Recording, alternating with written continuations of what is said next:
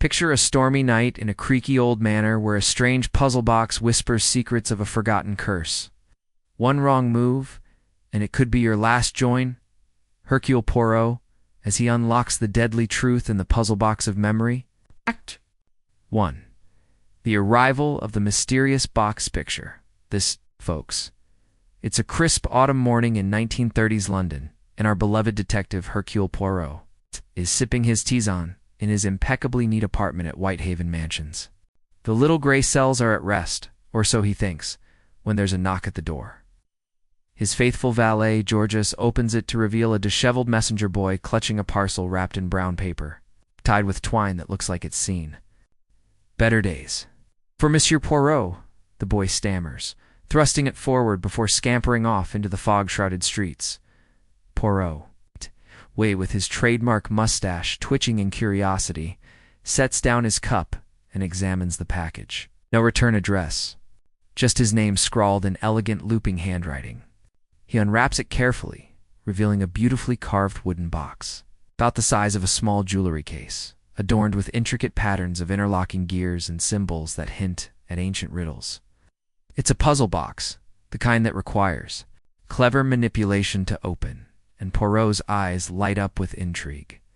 "Ah, Georges," he says, in his precise Belgian accent. It seems someone wishes to challenge the great Hercule Poirot with a game of wits. As he turns the box over in his manicured hands, a small note slips out. It's written on fine parchment, the ink still fresh. "Dear Monsieur Poirot, within this box lies the key to a memory long buried. But beware, for unlocking it may stir shadows that refuse to stay hidden. Yours in desperation, E. Hargrove." Poirot's brow furrows. Hargrove. The name rings a faint bell, perhaps from his days investigating high society scandals. He recalls a vague connection to a wealthy family involved in antiquities, but details escape him for now. Determined to unravel this teaser, Poirot begins fiddling with the box. It's no ordinary trinket. The sides shift and click under pressure, revealing hidden compartments that demand a sequence of twists and turns. After several minutes of focused effort, during which Georges hovers nearby with a fresh pot of tisane, Poirot hears a satisfying click. The lid pops open slightly, and inside, nestled on velvet lining, is a collection of odd items: a faded photograph of a grand estate, a tarnished silver locket containing a lock of golden hair, a cryptic map sketched on yellowed paper, and a small vial of what appears to be dried herbs, emitting a faint earthy scent. But that's not all. Tucked beneath is a journal, bound in leather, its pages filled with hurried entries. Poirot flips through them, his sharp eyes scanning the words. The writer, evidently this E. Hargrove, describes a family curse tied to lost memories, mentioning the box that remembers what we forget and warning of a guardian who kills to protect its secrets. The last entry is chilling. If you're reading this, I've failed. The puzzle has claimed another. Solve it before it solves you. Poirot leans back in his armchair, stroking his mustache thoughtfully. Mon ami Georges, this is no mere puzzle. It is a cry for help, wrapped in enigma. I must investigate. He decides to start by tracing the sender. A quick call to his friend at Scotland Yard, Chief Inspector Japp, yields some leads. Eleanor Hargrove, a reclusive heiress to the Hargrove fortune built on rare artifacts from colonial expeditions. She lives in a sprawling manor in the countryside, Hargrove Hall, but hasn't been seen in weeks. Rumors swirl of strange deaths in her family line, all linked to mysterious accidents after handling ancient relics. Eager for more, Poirot packs his bags, including the puzzle box, now securely locked again, and boards the next train to the English countryside. The journey is uneventful, save for Poirot's musings on the human mind. The memory, it is like this box, he murmurs to himself, layered, locked, and full of surprises. But why send it to me? What memory does this Hargrove fear? Upon arrival at the quaint village station near Hargrove Hall, Poirot hires a taxi and heads to the manor. The drive winds through misty lanes lined with ancient oaks, their leaves whispering secrets in the breeze. The hall itself is a Gothic masterpiece, with towering spires and ivy-clinging walls that speak of faded glory. As the taxi pulls up, Poirot notices the grounds are overgrown, the fountain dry, signs of neglect that set his detective instincts tingling. He's greeted at the door by a stern butler named Wilkins, whose face is etched with worry lines. "Monsieur Poirot, we've been expecting you. Yeah. Or rather, hoping someone like you would come." Wilkins ushers him into a dimly lit drawing room filled with dusty artifacts, Egyptian scarabs, Roman coins, and peculiar mechanical devices that echo. The puzzle box's design. Seated by the fire is Eleanor Hargrove herself, a frail woman in her 50s with sharp eyes that betray a keen intelligence beneath her pallor. "Mercy for seeing me. Madame Hargrove," Poirot begins, bowing slightly. "Received your gift. It intrigues me greatly." Alona nods, her hands trembling as she pours tea. "The box found its way to you then? Good. It's no gift, monsieur. It's a curse. My family has guarded it for generations, but now it's turning against us." She explains the box's history, discovered by her great-grandfather during an expedition. In the Amazon in the 1800s, it's said to be a memory vessel crafted by an ancient tribe. Legend has it that it stores forgotten events, revealing them only to those who solve its puzzles. But there's a dark side. Those who fail or misuse it suffer memory lapses that lead to fatal mistakes. Her brother died last year after opening it, falling from the manor's balcony in a daze. Her aunt before that, poisoned by her own hand in confusion. "I sent it to you because you're the only one who can break the cycle," she pleads. "Solve the puzzles, uncover the truth before it claims me too." Poirot listens intently, his little gray cells worry. He examines the items from the box again with Eleanor. The photograph shows Hargrove Hall in its prime, with a group of people gathered, including a young Eleanor and a man who looks strikingly like her brother, but with a sinister smile. Locket's hair matches Eleanor's shade from youth, but inscribed inside is a date, 1895, long before her birth. The map points to hidden spots around the estate, marked with symbols matching the box's carvings, and the herbs. Eleanor identifies them as a rare plant used in tribal rituals to induce visions or hallucinations. As they talk, a sudden crash echoes from upstairs. Wilkins rushes in, pale. "It's happened again, ma'am." The gardener, he's collapsed in the greenhouse, babbling about forgotten sins. Poirot springs to action, following Wilkins to the scene. The gardener, an elderly man named Tompkins, lies amid shattered pots, clutching his head. The box, ... It whispered, ... "Memory's not mine," he mutters before passing out. Poirot inspects the area. No signs of foul play, but a faint scent of the herbs lingers. Could someone be using the box's contents to orchestrate these events, or is the curse real? Madame Poirot says firmly, "We must secure the box and begin our investigation properly. Tell me everything about your family's past. No detail is too small." Over the next hours, Eleanor recounts tales of expedition betrayals, stolen tribal artifacts, and a rumored guardian spirit that punishes thieves. Poirot notes inconsistencies. Why send the box away if it's so dangerous? And who else knows its secrets? As evening falls, shadows lengthen in the hall, and Poirot senses they're not alone. A figure lurks in the garden. Watching this, my friends, is just the beginning of our tangled web. With the puzzle box's first layer unlocked, deeper mysteries await, ones that will test Poirot's genius like never before. Stay tuned for what happens when he delves into the family's dark history in the next chapter. Chapter 2. The shadows of Hargrove Hall. Hercule Poirot stands in the dimly lit greenhouse, the air thick with the scent of earth and those peculiar herbs from the puzzle box. The gardener Tompkins has been carried off to rest, his cryptic mutterings about memories not mine echoing in Poirot's mind. The detective's sharp eyes scan the shattered pots and scattered soil, searching for clues. He notices a faint footprint in the dirt too small for a man's boot, perhaps a woman's shoe, leading toward a hidden door in the greenhouse wall. This, he decides, is where the investigation must go next. with Eleanor Hargrove's plea to solve the box's mystery ringing in his ears. Poirot is determined to uncover the truth behind the strange events at Hargrove Hall. He follows the footprints, trailed to the concealed door, barely visible behind a curtain of ivy. With a gentle push, it creaks open, revealing a narrow stone passage that smells of damp moss and thyme. "Mon Dieu," Poirot murmurs, brushing dust from his pristine suit. This manor holds secrets even from itself.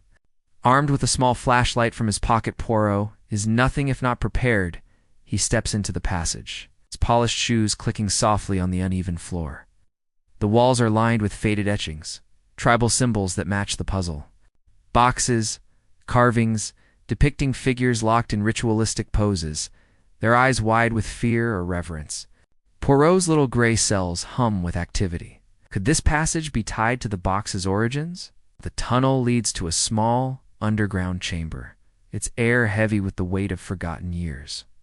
In the center stands a stone pedestal, and atop it, a dusty ledger marked Hargrove Expeditions 1890 to 1900.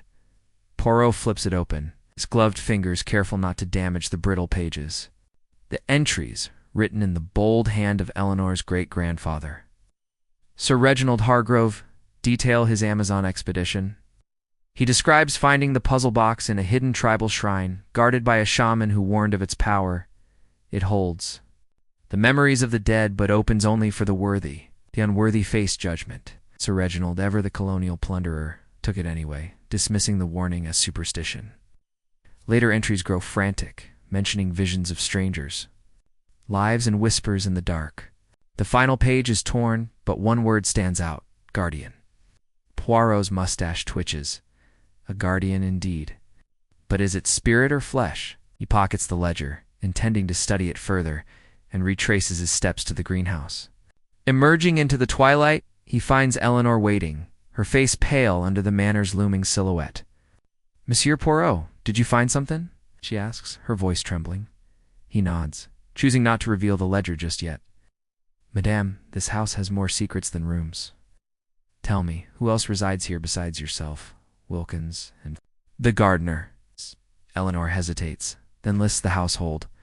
Her distant cousin, Lionel Hargrove, a historian obsessed with the family's artifacts. Clara, the young maid who's been with them for only a month. And Dr. Mortimer, a family friend and physician who visits often to check on Eleanor's frail health. Poirot notes the names, his mind already weaving connections. Lionel's knowledge of artifacts could link him to the box. Clara's recent arrival is suspicious. And Dr. Mortimer, why?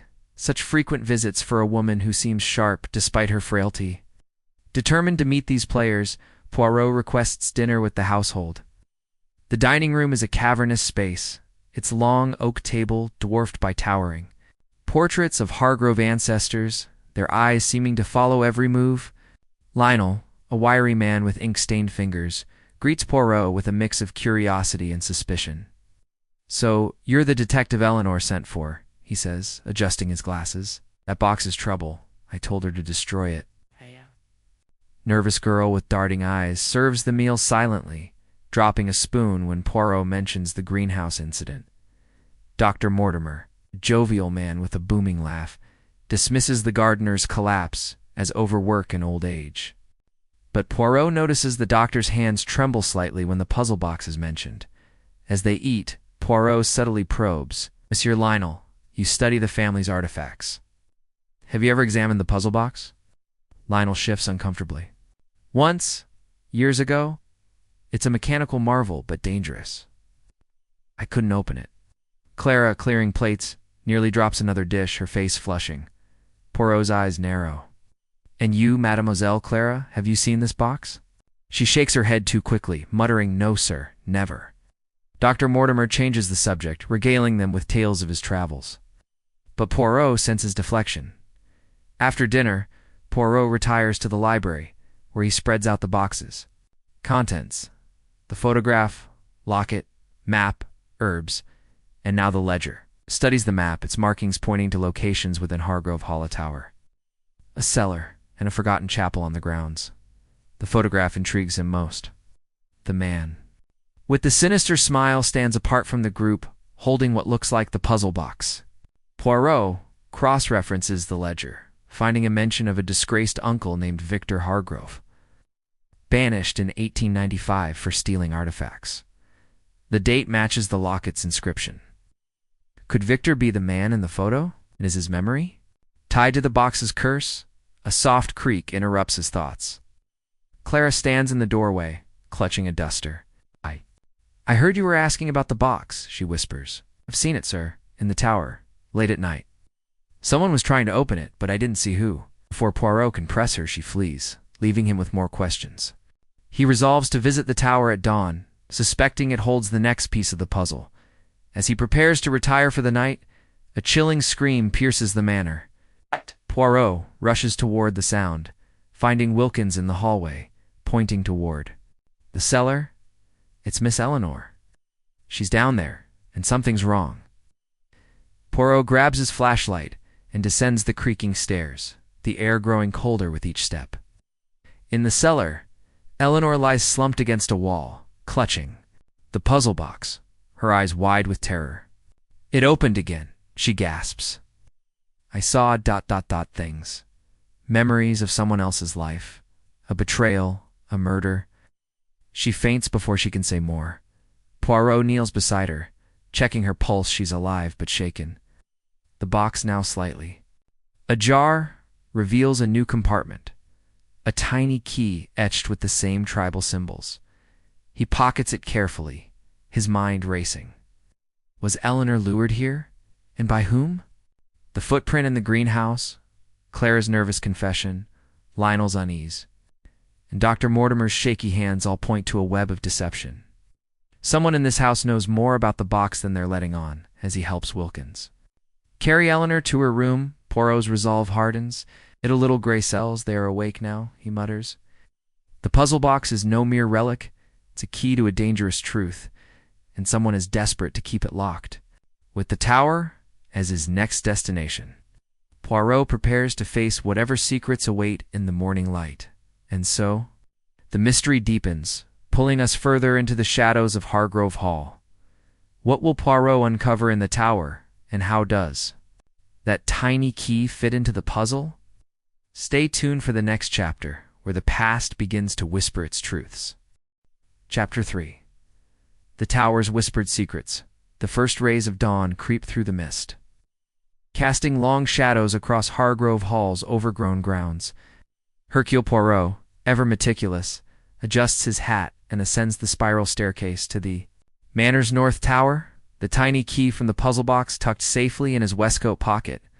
Clara's whispered confession about someone tampering with the box in this very tower drives him forward, his polished shoes echoing on the worn stone steps.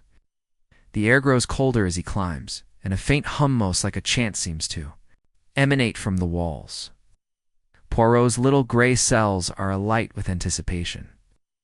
Whatever secrets the tower holds, they are a crucial piece of the puzzle threatening Eleanor Hargrove's life. At the top, he finds a heavy oak door, its surface carved with the same tribal symbols as the puzzle box. The key fits perfectly, turning with a soft click that feels almost too easy. The door swings open to reveal a circular room, its walls lined with shelves of ancient books and artifacts, clay tablets, feathered amulets, and strange mechanical devices that hum faintly, as if alive. In the center, a wooden table holds a single candle, still burning, its wax dripping onto a parchment covered in cryptic sketches.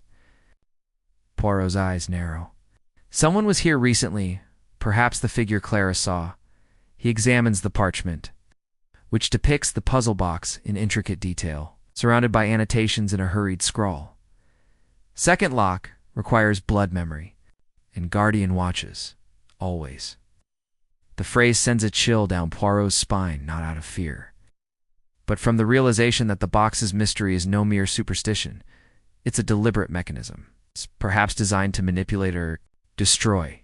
He pockets the parchment, adding it to his growing collection of clues, and turns to the shelves.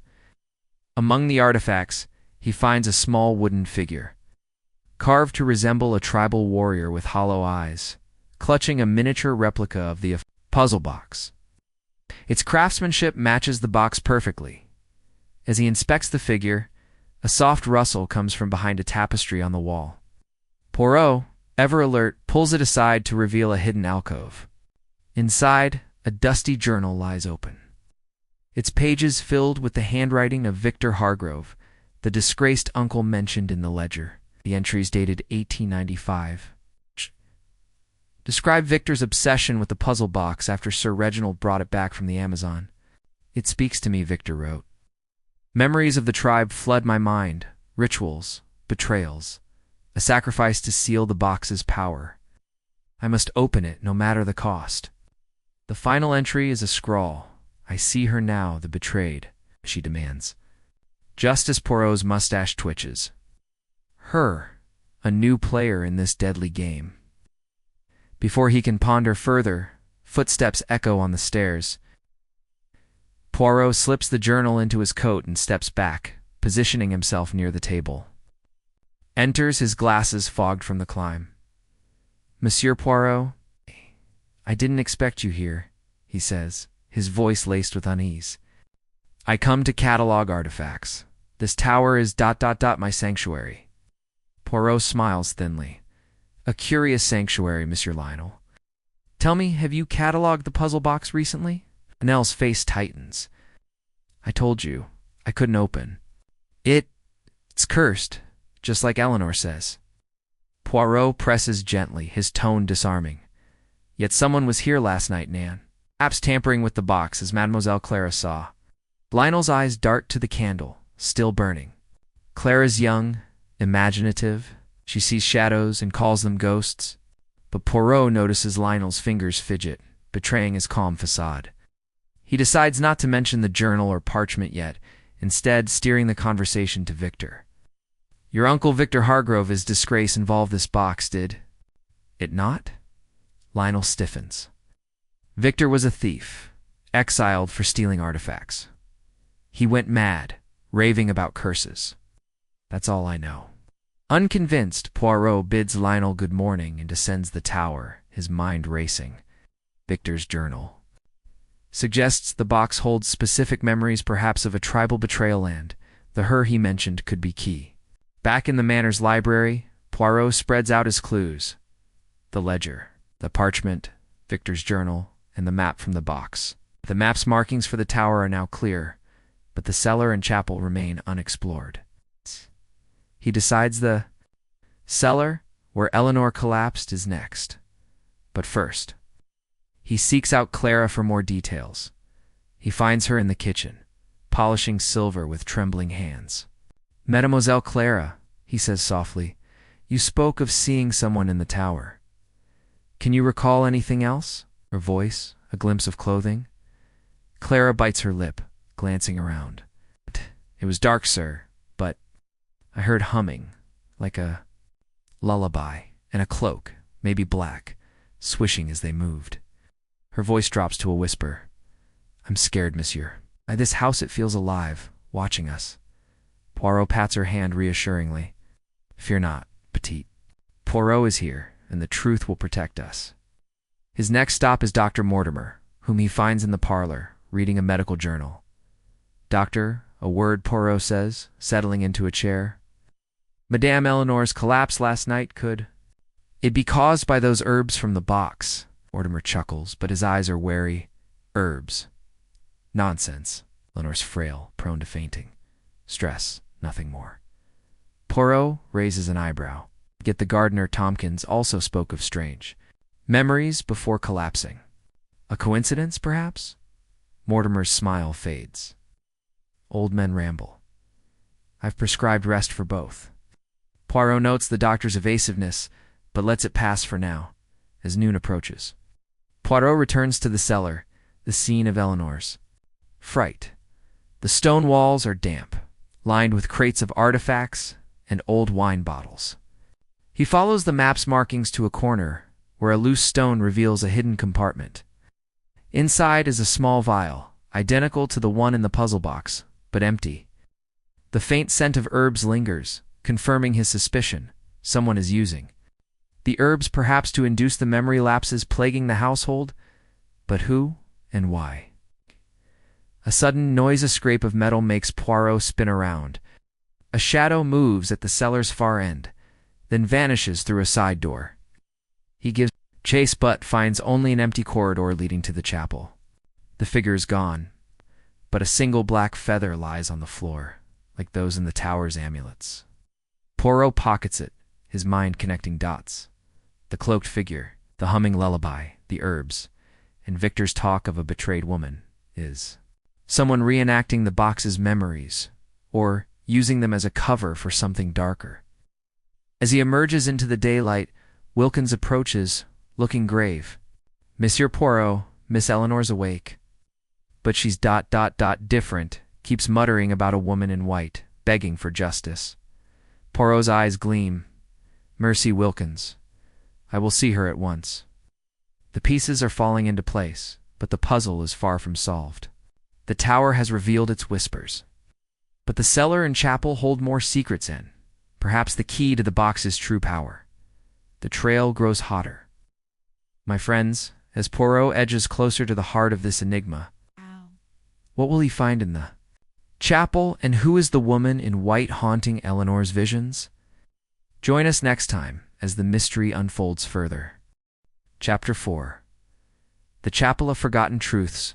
Poirot strides toward the forgotten chapel on the grounds of Hargrove Hall. The black feather from the cellar tucked into his notebook and the weight of Eleanor's haunting words. A woman. In white, begging for justice, spurring him onward. The morning mist clings to the overgrown path, and the chapel looms ahead, its weathered stone facade half swallowed by ivy. The map from the puzzle box marks this place as the final location, and Poirot senses it holds answers to the mystery of the box and its deadly influence. His little gray cells buzz with questions. Who is this woman in white, and how does she connect to the tribal betrayal Victor Hargrove wrote of? With the key, the journal, and the feather as his guides, Poirot steps into the chapel, ready to uncover the next layer of the enigma. The chapel's interior is cold and silent, stained glass windows dulled by grime, casting fractured light across rows of dusty pews. A faint scent of herbs lingers, like those from the puzzle box, making Poirot's mustache twitch with suspicion. At the altar, a cracked stone slab bears the same tribal symbols he's seen before, etched deep as if carved in haste. Runs his fingers over them, noting a small groove shaped like the key he found in the cellar. With a gentle turn, the key fits, and a hidden panel in the altar slides open, revealing a bundle of letters tied with a faded ribbon. The paper is brittle, the ink smudged, but the signature is clear, Amara. 1894. Poirot carefully unties the bundle, his gloved hands steady. The letters are written in a delicate hand, penned by a woman named Amara, who claims to be a tribal priestess from the Amazon, brought to England by Sir Reginald Hargrove during his expedition. She writes of her role as the box's keeper, entrusted to protect its memories or records of her tribe's history, sealed through a ritual requiring a blood memory to unlock. But Sir Reginald betrayed her, stealing the box and imprisoning her in Hargrove Hall. The final letter is a plea. If I die, the box will curse this family. My spirit will guard it, seeking justice. Poirot's eyes narrow. Could Amara be the her Victor saw, the woman in white? As he reads, a soft hum fills the chapel, the same lullaby Clara described in the tower. Poirot spins around, but the pews are empty. The sound seems to come from above, where a rickety ladder leads to a small loft. He climbs carefully, finding a hidden nook cluttered with ritual items, more herbs, a ceremonial dagger, and a tattered shawl embroidered with tribal patterns. Tucked inside the shawl is a photograph, not unlike the one from the box. But this one shows a young woman with fierce eyes, Amara, perhaps standing beside a younger Sir Reginald, her expression one of defiance. Poirot pockets the photo, his mind racing. Was Amara's spirit truly haunting the box? Or is someone using her story to orchestrate fear? Footsteps crunch outside, interrupting his thoughts. Poirot descends swiftly and peers through a cracked window to see Clara hurrying away from the chapel, clutching her cloak. Her nervous glances confirm she's hiding something, but Poirot decides not to confront her yet. Instead, he returns to the manor to speak with Eleanor, hoping her visions of the woman in white can shed light on Amara's fate. He finds her in her room, pale but alert. sipping tea under Wilkins' watchful eye.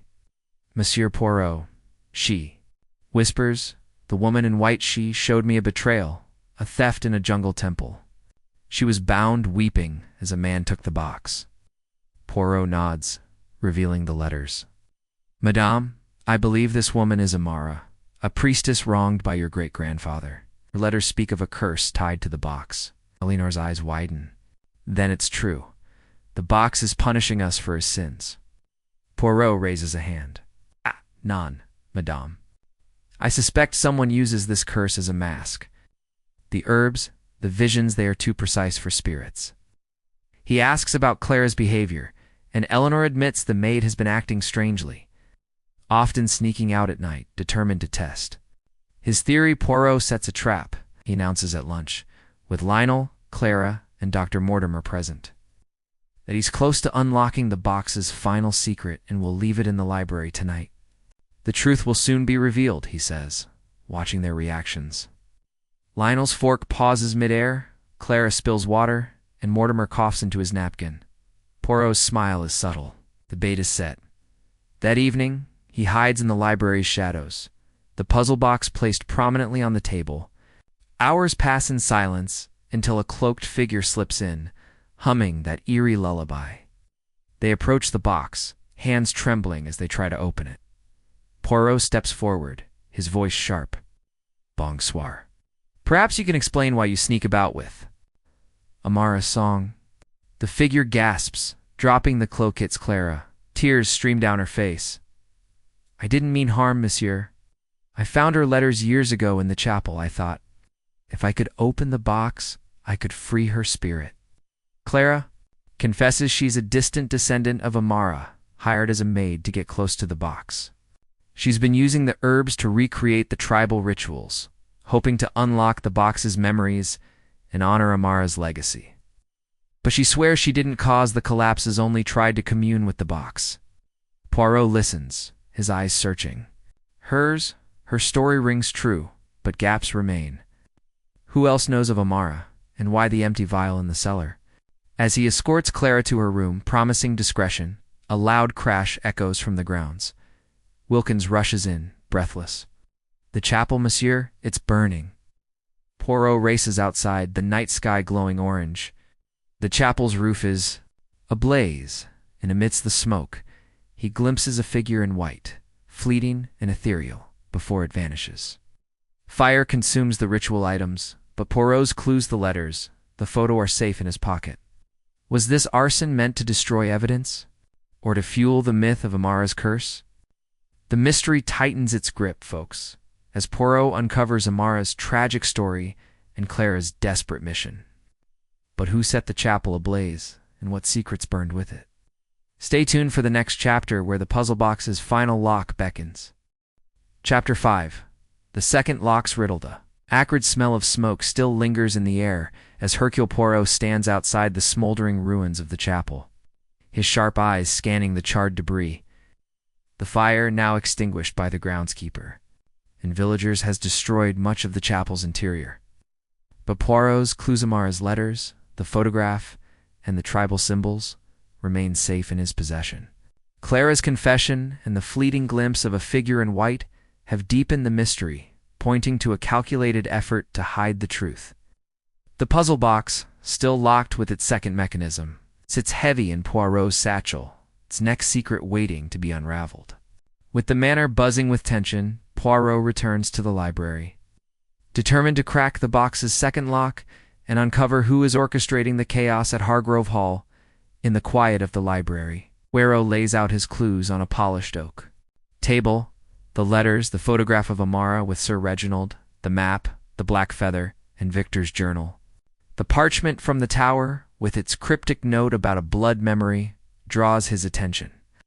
The second lock requires blood memory, he murmurs, turning the puzzle box over in his hands. Its intricate carvings seem to pulse under the lamplight, and a new panel, revealed after the cellar incident, bears a tiny slot, perhaps for a drop of blood, as the tribal rituals suggest. Poirot hesitates. He's no believer in curses, but the box's effects on Eleanor and Tompkins suggest a dangerous power, perhaps chemical or psychological. He recalls Amara's letters, which described a ritual where the box's keeper used their blood to seal or unlock its memories. Could this be literal or a metaphor for lineage? Clara's claim of being Amara's descendant makes her a candidate, but Poirot suspects a trap. Instead, he examines the box for mechanical clues. After careful prodding, he discovers a sequence of symbols that, when pressed in order, causes the slot to glow faintly as if activated. "Mon Dieu," he whispers, "a marvel of engineering, not magic." But without risking blood, he turns to the other clues for guidance. The photograph of Amara and Sir Reginald offers a lead. Behind them, in the jungle setting, a stone altar bears a symbol, a coiled serpent matching one on the box's second lock. Victor's journal mentions a serpent key, a ritual object Amara hid before her imprisonment. Poirot cross-references the map, noting a mark near the manor's old well, labeled with the same serpent symbol. Well, perhaps hides this key, he muses.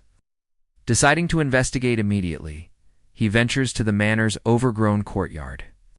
Where the well sits, its stones crumbling under moss. Using a lantern, Poirot peers into its depths, spotting a glint of metal on a ledge just within reach. With Wilkins' help, he lowers a rope and retrieves a small, serpent-shaped pin, its head set with a tiny ruby that catches the light. Back.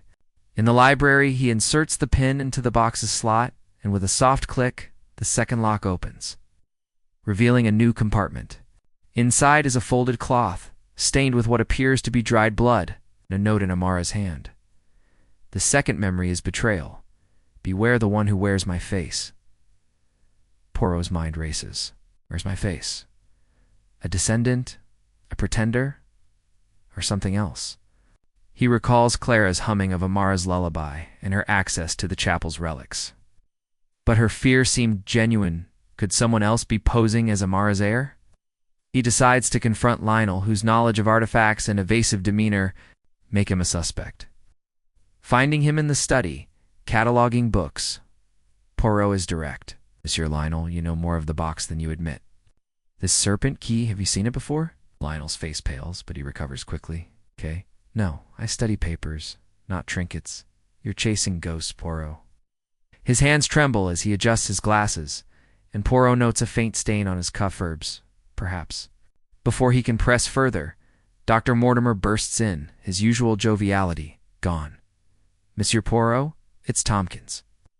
He's worse raving about a woman in white, pushing him to confess sins he doesn't remember. Poirot hurries to the gardener's quarters, where Tompkins lies, feverish, muttering, "She came from the box, ... Said I stole her life, ... Poirot smells the same herbs from the box on Tompkins' breath. Confirming his suspicion, someone is dosing the household, inducing visions to mimic the curse. He questions Wilkins, who admits finding an empty vial near the well days ago, discarded in haste. Like the one in the cellar, Poirot notes, his theory of deliberate poisoning growing stronger. To test his hypothesis, Poirot visits Dr. Mortimer's room under the pretense of discussing Tompkins' condition. While the doctor fetches a medical bag, Poirot spots a vial of herbs hidden in a drawer, identical to those in the box. "Curio," he murmurs, pocketing a sample for analysis. When Mortimer returns, Poirot keeps his discovery secret instead, asking, "Doctor, have you studied the effects of rare herbs, perhaps from the Amazon?" Mortimer laughs nervously. "I'm a country doctor, not a botanist. You're barking up the wrong tree." As night falls, Poirot gathers everyone: Eleanor, Lionel, Clara, Mortimer, and Wilkins in the drawing room. He reveals the serpent key in the box's second compartment, watching their reactions. Eleanor gasps, Lionel fidgets, Clara looks away, and Mortimer's smile is strained. "The box speaks of betrayal," Poirot says, "and someone here is using its secrets to sow fear. I am close to the truth." He leaves the room abruptly, hoping to provoke action. Later, from his vantage point in the library, Poirot hears footsteps. A figure slips into the room, not toward the box, but to a bookshelf, where they retrieve a hidden vial of herbs. Before Poirot can act, a loud thud echoes from upstairs Lenore's room, He rushes up, finding her unconscious, a spilled cup of tea beside her, reeking of the herbs. Wilkins, frantic, says he served it but didn't notice the smell. Poirot's eyes gleam. The net tightens. Mies, Amos. The box's memories are a weapon, but whose hand wields it? The puzzle grows deadlier, pulling us closer to the truth. Who is dosing the household? And what betrayal does the box's second memory hide? Stay tuned for the next chapter where Poirot chases the shadows of motive. Chapter 6.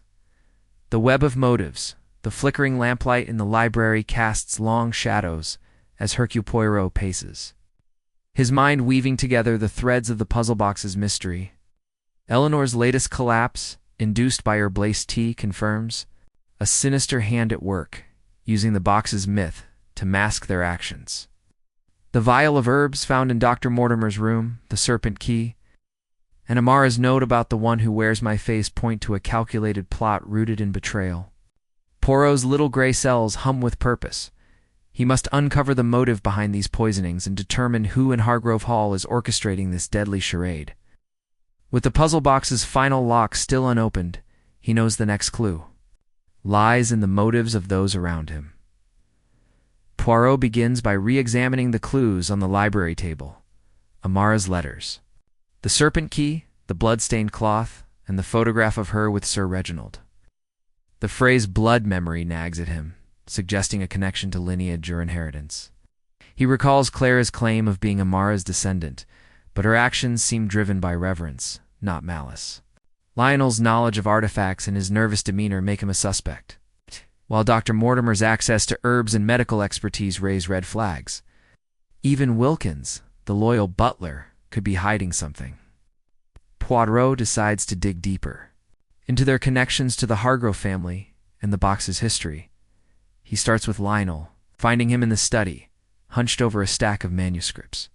"Monsieur Lionel," Poirot says, his tone calm but piercing, "your interest in artifacts is admirable, but your reluctance to speak of the box is curious. What do you gain if its secrets remain hidden?" Lionel's pen freezes mid-word. "I told you, it's dangerous. My research is about history, not curses." Poirot leans closer, noticing a faint scar on Lionel's hand, shaped like a serpent. And this mark?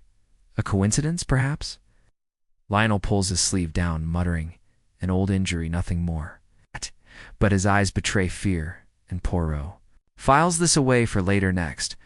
Poirot seeks Dr. Mortimer, who's tending to Eleanor in her room.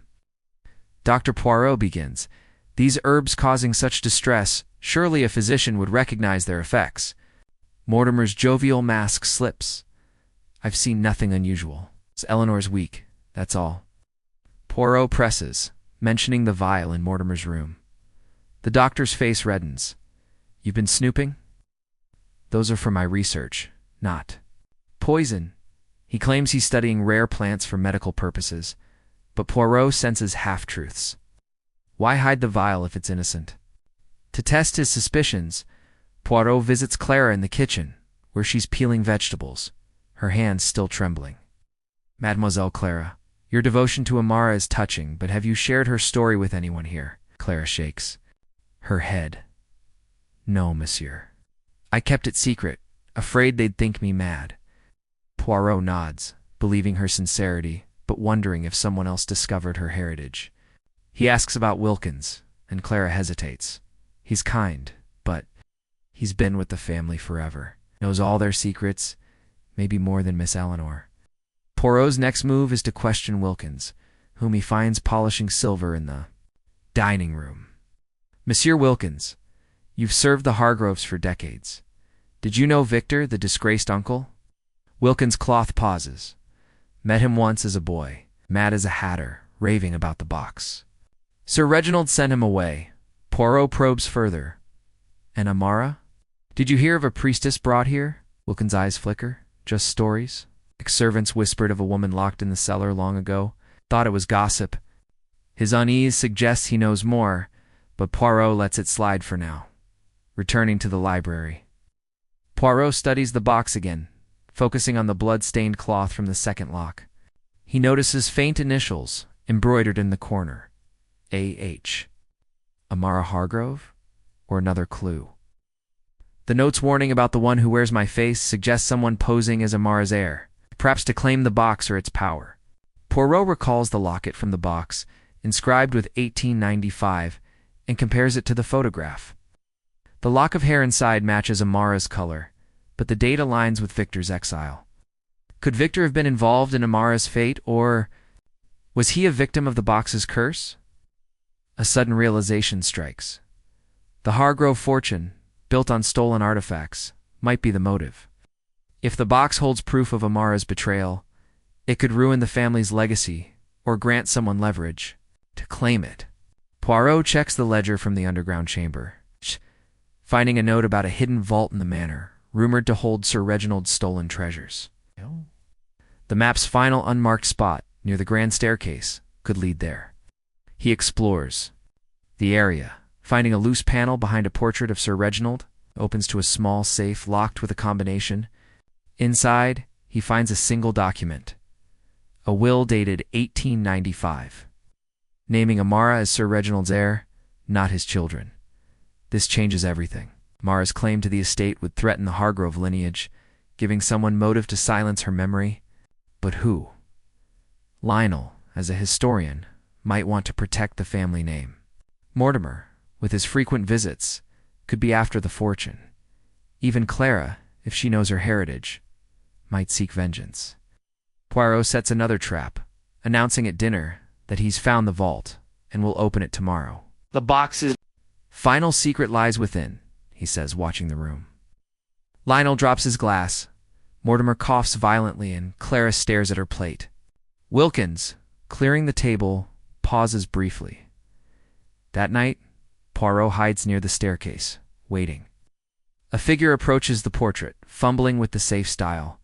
Poirot steps forward, but a loud crash from the kitchen distracts him. He rushes, to find Clara unconscious, a knife beside her, and a note pinned to her apron. The box claims its own. The herb scent lingers again. Poirot revives her, and she gasps. I saw Hertha woman in white by the safe. Poirot's eyes gleam. Someone is escalating their game. But they've made a mistake. The note's handwriting matches none he's seen, suggesting a new player. The stakes rise as Poirot closes in on the truth. Who wrote the note, and what does the vault hide? Stay tuned for the next chapter, where the box's final lock beckons. Chapter 7. The Vault of Hidden Truths.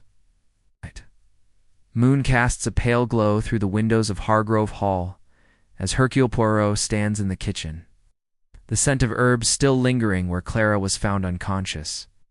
The ominous note the box claims its own, clutched in his hand. The discovery of Amara's will, naming her as Sir Reginald's heir, has shifted the mystery's focus to the Hargrove fortune. And the vault behind the staircase portrait holds the key to unraveling the motive behind the poisonings. Al whirls. Little gray cells are alight with suspicion.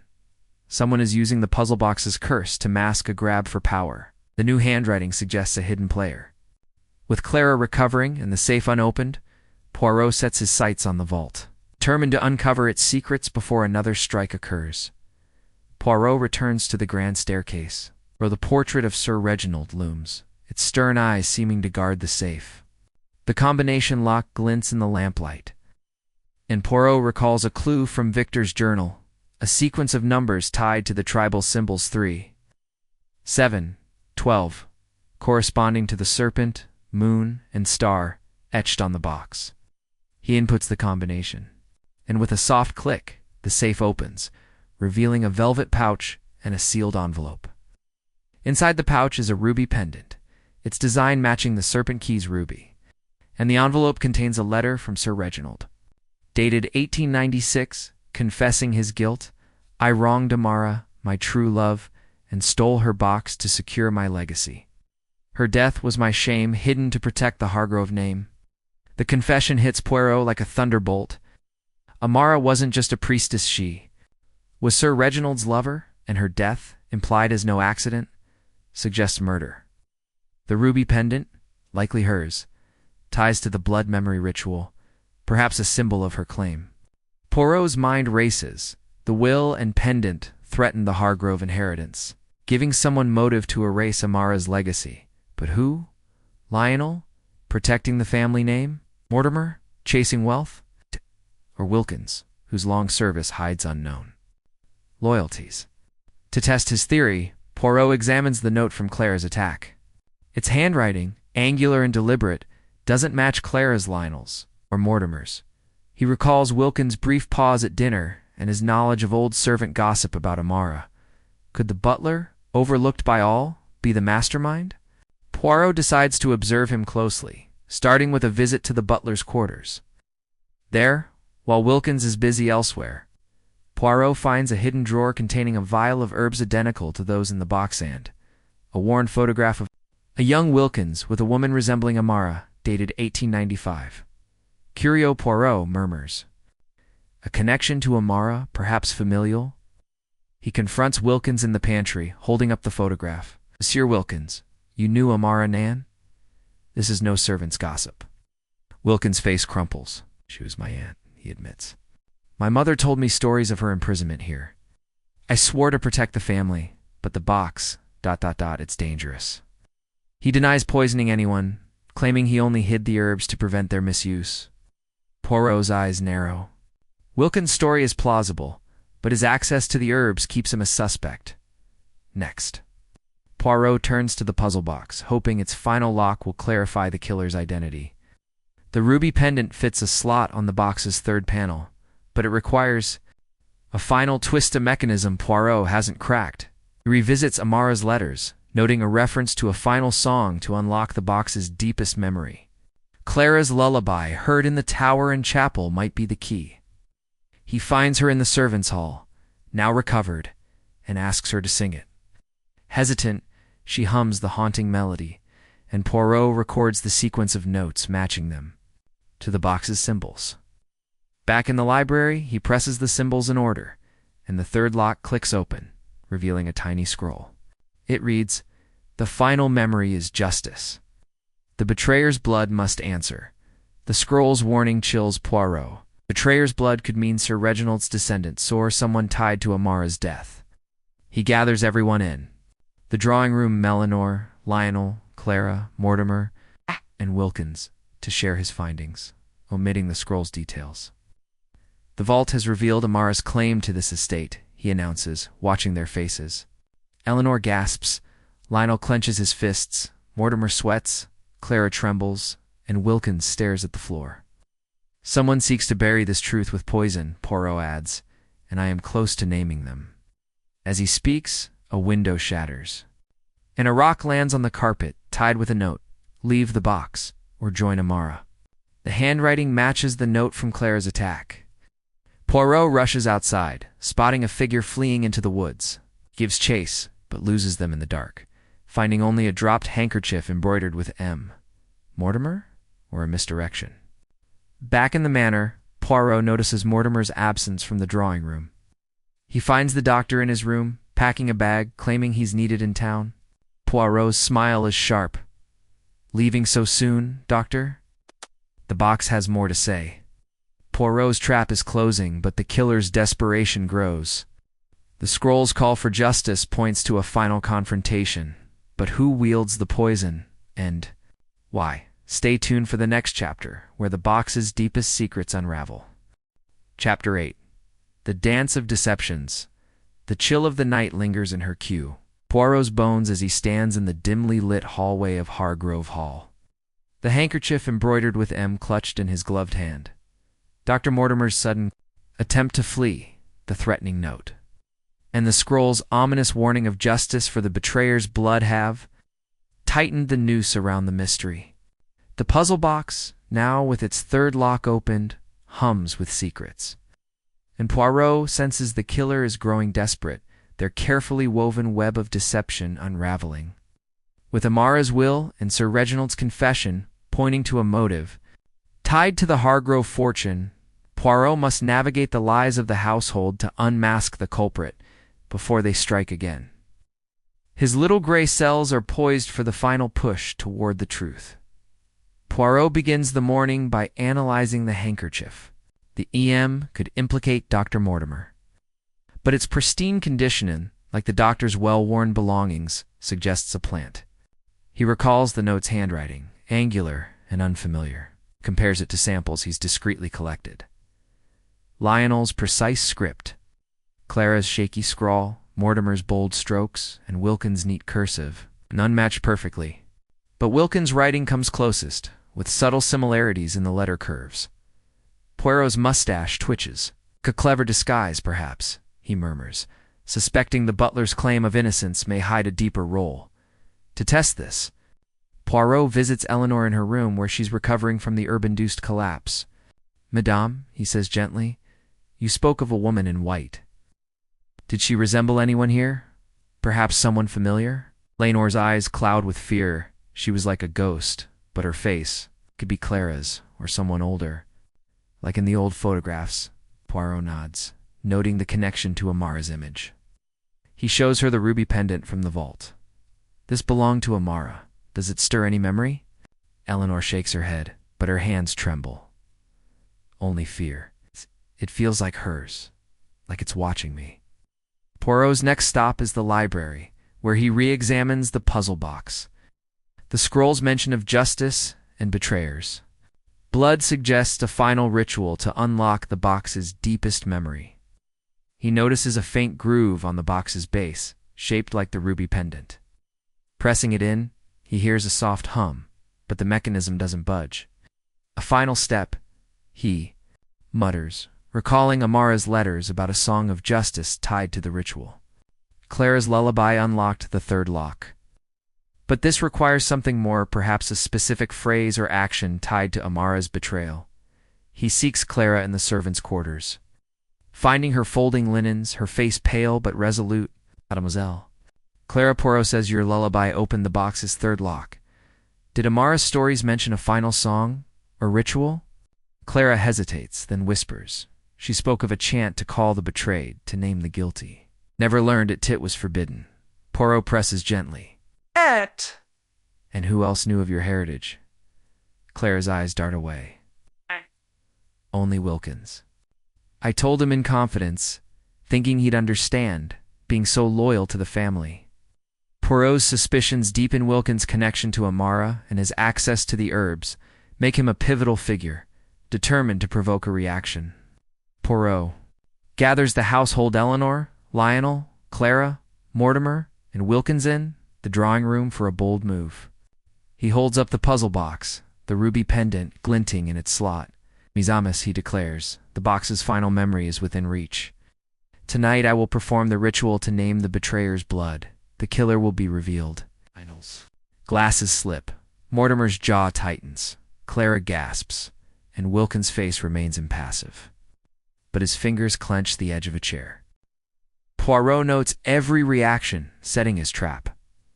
That afternoon, he visits the village chemist to analyze the herb sample from Mortimer's room. Chemist confirms it's a rare Amazonian plant, capable of inducing vivid hallucinations and memory. Distortion when ingested, enough to mimic a curse, Poirot muses, ruling out supernatural causes. Back at the manor, he plants a decoy, a fake note in his room, claiming he's found the final chant. He hides nearby, watching. Hours pass, until Wilkins slips in, reading the note with a look of panic. He hurries to the library, where Poirot follows, catching him tampering with the box, trying to pry it open. "Bonsoir, Monsieur Wilkins," Poirot says, stepping from the shadows. "Why such haste to destroy the box's secrets?" Wilkins stammers, I wanted to protect Miss Eleanor." "The box is evil." Poirot's eyes gleam. "Or is it to hide your own guilt? The herbs, the notes, your Aunt Amara motives are clear." Wilkins collapses into a chair, confessing he used the herbs to scare Eleanor, hoping to drive her from the manor and preserve the Hargrove legacy. "I didn't kill anyone," he insists.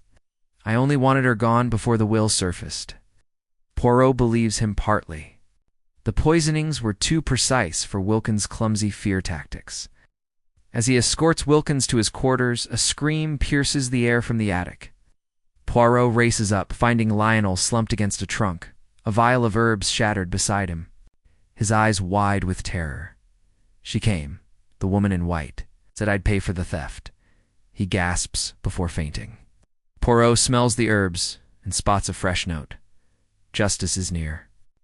The handwriting matches the others, but a faint ink smudge on Lionel's hand suggests he wrote it himself. Poirot's mind whirls. Lionel, with his serpent scar and artifact obsession, could be staging his own attack to deflect suspicion. Or is Mortimer, with his herb knowledge, pulling the strings? The box's final ritual looms, and Poirot knows the killer will strike to stop it. The dance of deceptions is nearing its climax. But one truth remains hidden. The net closes tighter, folks, as Poirot unravels the lies. Will the final ritual reveal the killer or lead to another trap? Stay tuned for the next chapter, where the box's truth comes to light. Chapter 9. The final ritual. The air in Hargrove Hall crackles with tension as Hercule Poirot stands in the library. As The puzzle box, glowing faintly under the lamplight, Lionel's. collapsed in the attic, the incriminating note with his ink smudged. Hand and Wilkins' confession of tampering with herbs have brought Poirot closer to the truth, but the killer remains elusive.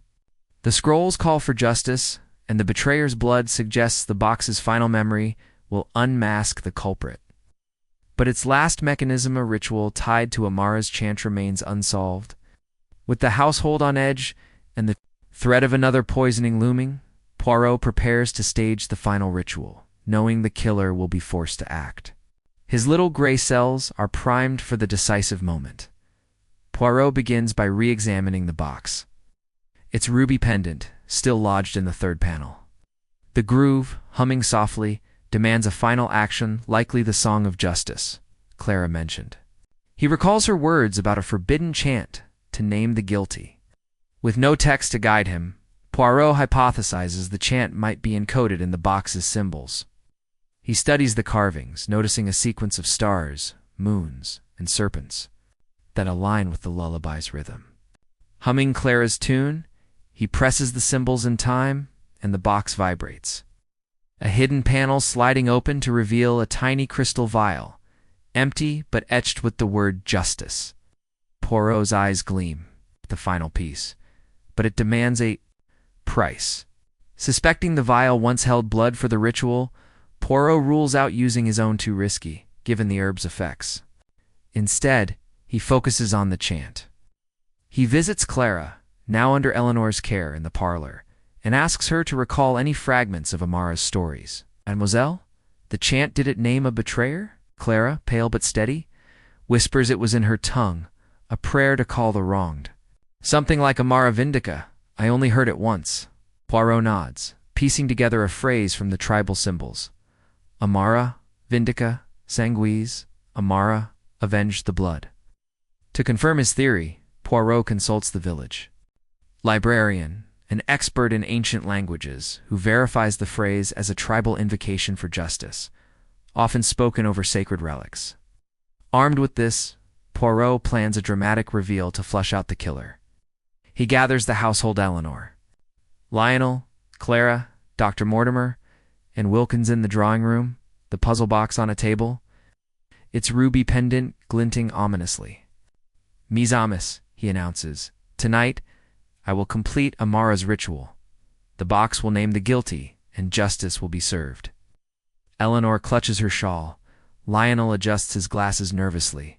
Mortimer shifts in his seat. Clara stares at the box, and Wilkins' jaw tightens. Poirot lights candles, mimicking a ritual setting, and places the crystal vial in the box's groove. He chants softly, Amara, Vindica, Sanguise, watching the room. The box hums louder, its carvings glowing. And a faint mist, likely a chemical reaction from the herbs, rises from the vial slot. The household gasps, but Poirot's eyes are on their reactions. Lionel's hand twitches toward his pocket. Mortimer's face pales, and Wilkins steps back. Suddenly Mortimer stands, shouting, "This is nonsense! Stop this at once!" But before he can move, the box clicks, and a final compartment opens, revealing a small, graved dagger with dried blood on its blade. Poirot seizes the moment. This dagger, he says, bears the blood of Amara's betrayer. The box has spoken. He's bluffing. The blood is untested, but the effect is immediate. Lionel lunges for the dagger, but Poirot is faster, stepping aside as Lionel stumbles. "Monsieur Lionel," Poirot says sharply, "your haste betrays you. The ink on your hand, the serpent scar, your obsession with artifacts. Did you seek to bury Amara's claim to protect the Hargrove legacy?" Lionel collapses, sobbing. "I didn't kill her. I only wanted the fortune safe, for the family." Poirot's gaze shifts to Mortimer, whose sweat betrays panic. "And you, doctor, with your herbs and lies, did you dose the household to mimic the curse?" Mortimer stammers, "I studied the herbs, yes, but I didn't poison anyone." Poirot presses, holding up the vial from Mortimer's room. "Then why hide this? The chemist confirmed its potency." Mortimer's eyes dart to the door, but Wilkins blocks it, his loyalty to Eleanor overriding his fear. As tension peaks, a loud creak sounds from the hallway. Poirot spins, expecting another attack, but finds only a fallen portrait, Sir Reginald's, its frame cracked. It's the distraction. Gives Mortimer a chance to bolt, but Poirot anticipated this, having alerted the village constable earlier. Officers intercept Mortimer outside, and Poirot reveals a final clue. A hidden letter in Mortimer's bag. Written in the angular handwriting of the threatening notes, it's confessing he planned to scare Eleanor into signing over the estate, using the herbs to fake the curse. Yet Poirot hesitates. Mortimer's greed explains the poisonings, but the dagger's blood and Lionel's desperation suggest another layer.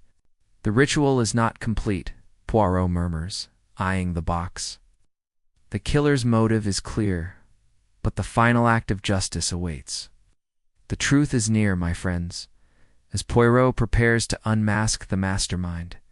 Who truly wields the dagger, and what is the box's final memory? Stay tuned for the final chapter where all is revealed. Chapter 10. The memory unveiled. The grand drawing room of Hargrove Hall is steeped in silence, save for the faint ticking of a grandfather clock as Hercule Poirot stands before the assembled household: Eleanor, Lionel, Clara, Dr. Mortimer, and Wilkins. The puzzle box, its final compartment open with the blood-stained dagger inside, rests on the table, a silent accuser. Dr. Mortimer's attempted flight and his incriminating letter point to greed, but the dagger's blood and Lionel's desperate lunge suggest a deeper truth. The scrolls call for justice, and betrayer's blood demands resolution.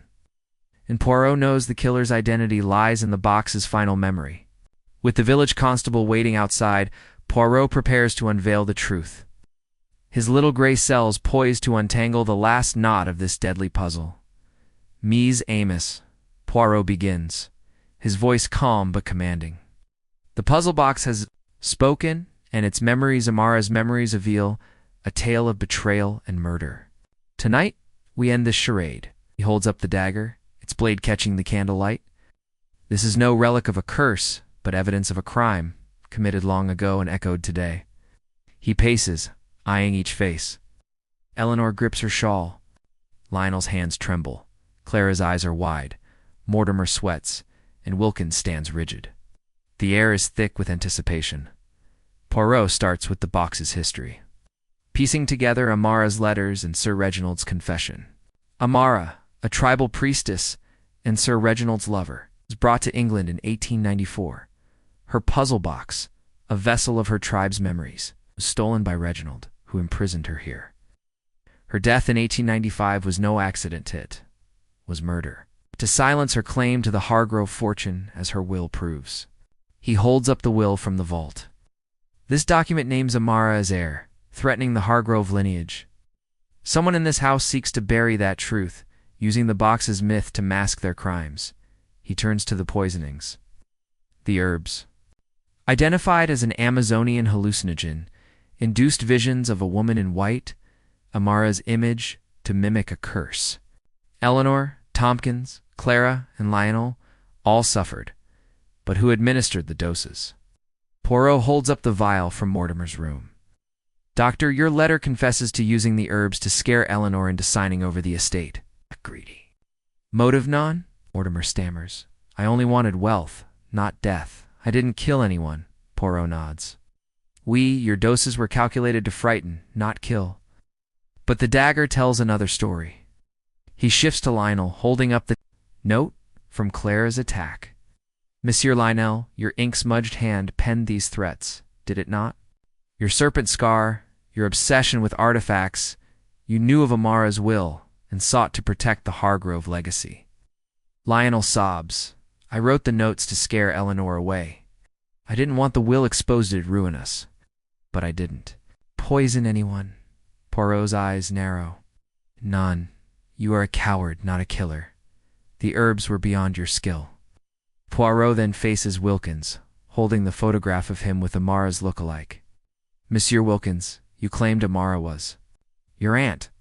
You hid herbs to protect Eleanor, but your access and knowledge make you suspect. Wilkins shakes his head. I swear, I only wanted the box gone. I never harmed anyone. Poirot believes him Wilkins' loyalty to Eleanor is genuine. His actions clumsy. Finally, Poirot turns to Clara. Mademoiselle Clara, your devotion to Amara, your ancestor, drove you to recreate her rituals. But your lullaby unlocked the box, and your fear hid a secret. Clara trembles, but Poirot raises a hand. You are no killer, but you know who is. He pauses, then turns to Eleanor, the room gasping. Madame Eleanor, the truth lies with you. Poirot reveals his deduction. The dagger's blood eye. Suspect is Amara's from her murder in 1895. But the recent crimes, Eleanor, you orchestrated them. Frail in appearance but sharp in mind, you discovered Amara's will years ago. You feared its exposure would ruin your family's name and fortune. You used the herbs stolen from Mortimer's research to fake the curse, dosing Tompkins and Clara to create panic. You staged your own collapses, planting notes to deflect suspicion.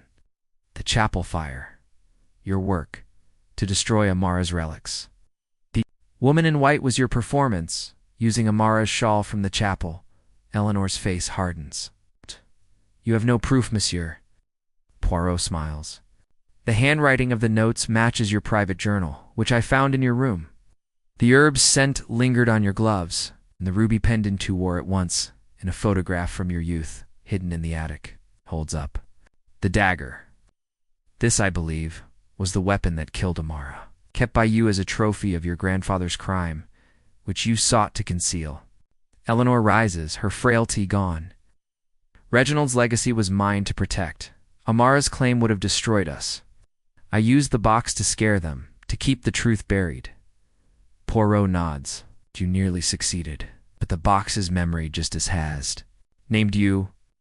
The constable enters, and Eleanor, defiant, is led away, her confession sealing her fate. Poirot closes the box, its hum fading. Amara's justice is served, he says softly.